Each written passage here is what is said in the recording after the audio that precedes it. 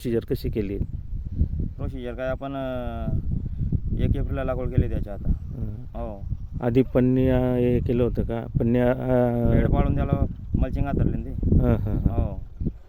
आणि मल्चिंगवर रोप लागवड केली हो, मल्चिंगवर रोप लागवड केली 1 एप्रिलचा. 1 एप्रिलला. हो. बरेच शेतकऱ्यांचे टरबूज जो आहे तो आता माल निघालेला आहे. हो.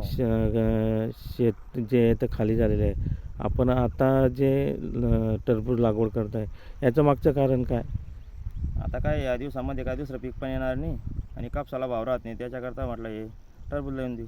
आणि त्याच्यामध्ये आंतरपिकाची दुसरं पपई पण लावायची आम्हाला. आंतरपीक पपई लागवड करायची आहे. हो. आता हे जे पीक आहे टरबूजचे किती महिन्याचं आहे?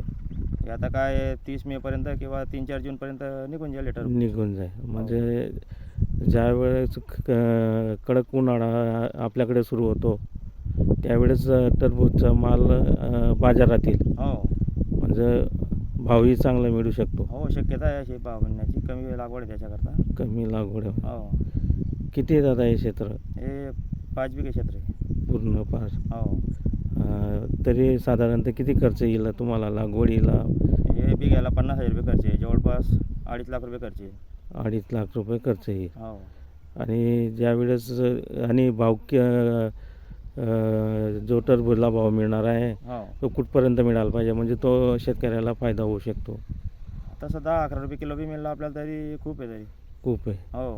म्हणजे आपला खर्च वगैरे निघून जाईल, थोडी मेहनत निघून जाईल. आणि त्याच्यामध्ये जो आंतरपीक आपण पपई लागवड करणार आहे हो.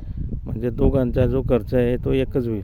हो, दोघांचा एकच खर्च होईल ना तो. एकच खर्च आणि दोघं पिकांमध्ये आपल्याला कुठल्या कुठल्या पिकामध्ये भाव मिळू शकतो. हो. काय नाव आहे आपलं? निंबादास रंगराव पाटील, गडदा.